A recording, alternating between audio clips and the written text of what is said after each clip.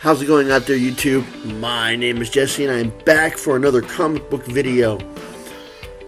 One of my subscribers asked me if I could do a review on Rip Hunter. As I was diving into the research, I was getting a little confused because I was getting conflicting stories on the origin and the history of Rip Hunter. Going into more of my research, I found out that there were actually two different Rip Hunters, and at one point both existing at the same time. So as not to get the history confused, I'm going to go ahead and spotlight one of the Rip Hunters. I'm going to do the original Rip Hunter, where he appeared, and all of the concept for anything else that Rip Hunter has done since then. So this is going to be I guess it would be more of a Silver Age spotlight on the original Earth 1 Rip Hunter, where he started, where the first introduction of where he started, his first introduction, who the Time Masters are, a little bit of a review of his very first appearance, and then a rundown of all of his subsequent appearances throughout the comic books, what happened with him as a result of the Crisis on Infinite Earths, and then what subsequently ended up happening with the original Earth 1 Rip Hunter. So let's dive into this one, and we should get back to the period of the date. Now, I'm not using the time stone that I did in my previous video because this is a DC. So I guess if we're going to be reviewing Rip Hunter, we would want to use the time spear. I have one of those. So let's set this back to the period of date. I guess black and white would work for this if it was in the 50s. So let's go ahead and get this video started. Rip Hunter, also known as Ripley Hunter, first appeared in Showcase Volume 1, Number 20 in 1959. This would also be the first appearance of the Time Masters. The Time Masters were Bonnie Baxter, Corky Baxter, and Jeff Smith.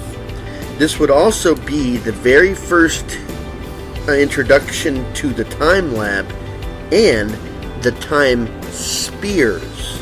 And I am saying that as plural. In this first episode, we see that Rip is working on making the second time sphere after already completing the first one. They wanted to test it out to make sure it was working properly, so Bonnie sets the dial back to the prehistoric era, and Rip and Jeff disappear. And at the time of their disappearance, two men with guns burst into the room saying that they heard everything with microphones that they had planted into the lab a week prior to this going on. Rip and Jeff appear in the prehistoric era and they see dinosaurs. While they're on their excursion to the past, an earthquake happens and they decided that they were going to get back into the sphere and go back to the time that they just came from. Before they're able to leave, they hear a female voice crying for help. Rip and Jeff go to investigate and find out that Bonnie and Corky are being held by a couple of gunmen. They used a prototype spear because they wanted to come back in time to get some valuable gemstones that they could sell in the present time. The gunmen and the Time Masters are separated by two dinosaurs who are battling over territory. They make their way back to the cave to get the time sphere, and the gunmen are there saying that they have hidden the sphere and won't give them the location of it unless they help them find the gemstones. At that time, a fissure opens and the gunmen seem to be swallowed up and plunged into a river that's far below them. Not knowing where the time sphere is, Rip and company set up camp. Several days pass and Rip creates a bow, and Bonnie begins to lose hope that they are ever going to make it back home. At that moment, a volcano erupts. All hail Deus Ex Machina. And a lava rock crashes into some trees and reveals where the time sphere has been hidden. As they make their way towards the time sphere, a river of lava quickly flows in front of them that they are able to get around and get to the time sphere. As they are getting ready to go back to their time, they hear a cry for help, and it's the two criminals who have survived after falling into the river.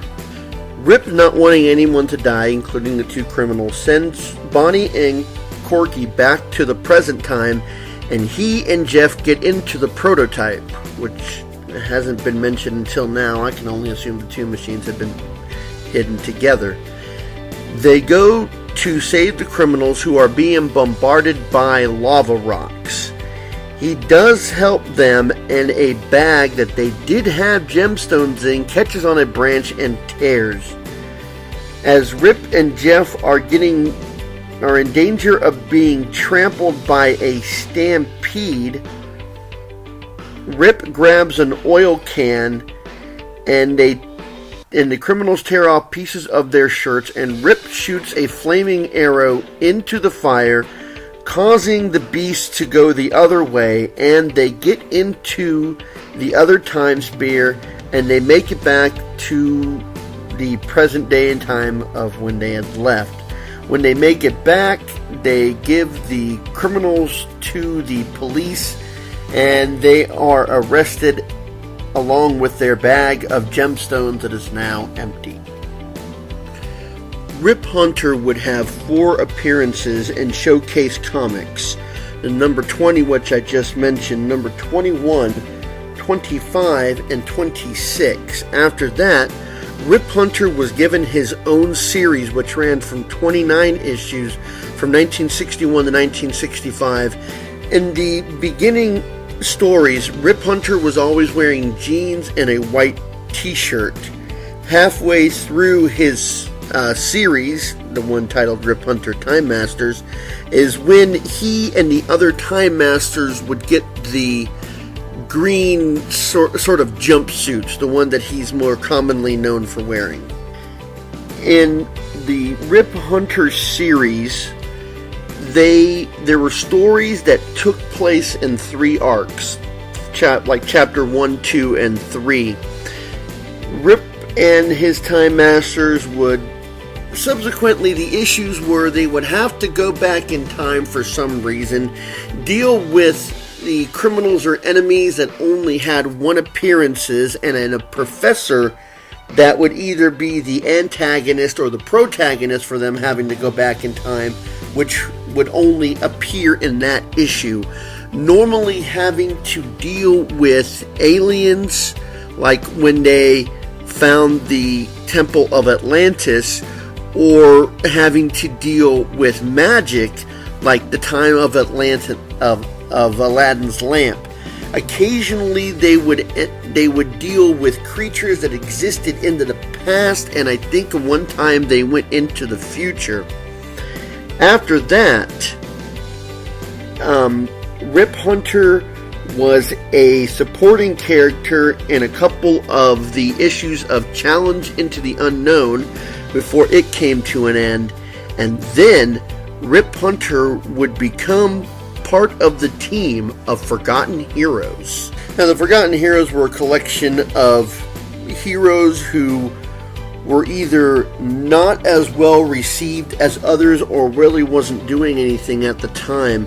The original team of the Forgotten Heroes were Animal Man, Cave Carson, Congo Bill, Dane Dorrance, She-Devil, Dolphin, Rick Flag, who was the leader of the Suicide Squad, and Rip Hunter, who was the leader of the Time Masters.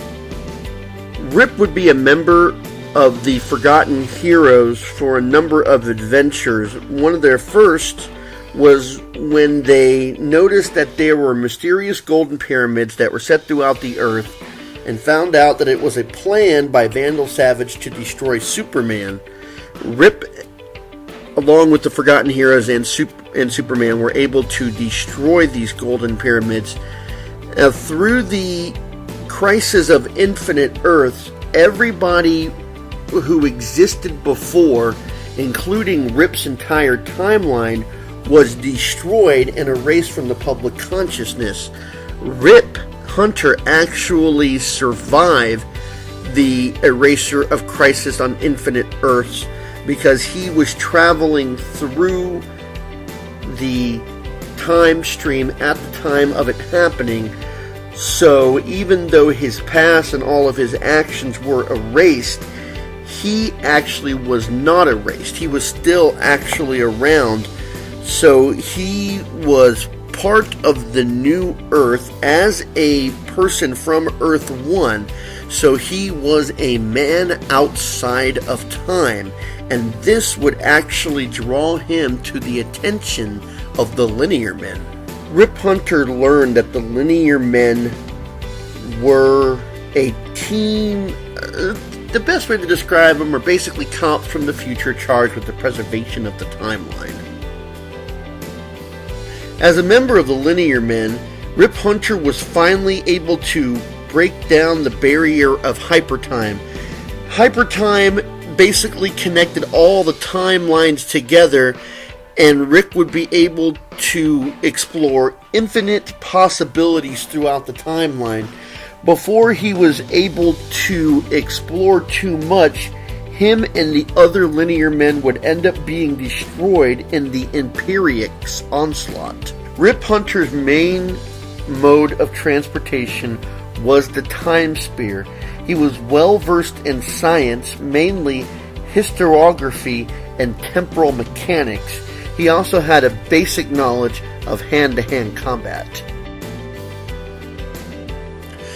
Well, I hope you enjoyed this one of Rip Hunter, the Earth 1 version. If you'd like to see me do a part 2 of this, where I review the new Earth Rip Hunter, and I guess that would go all the way to Rebirth.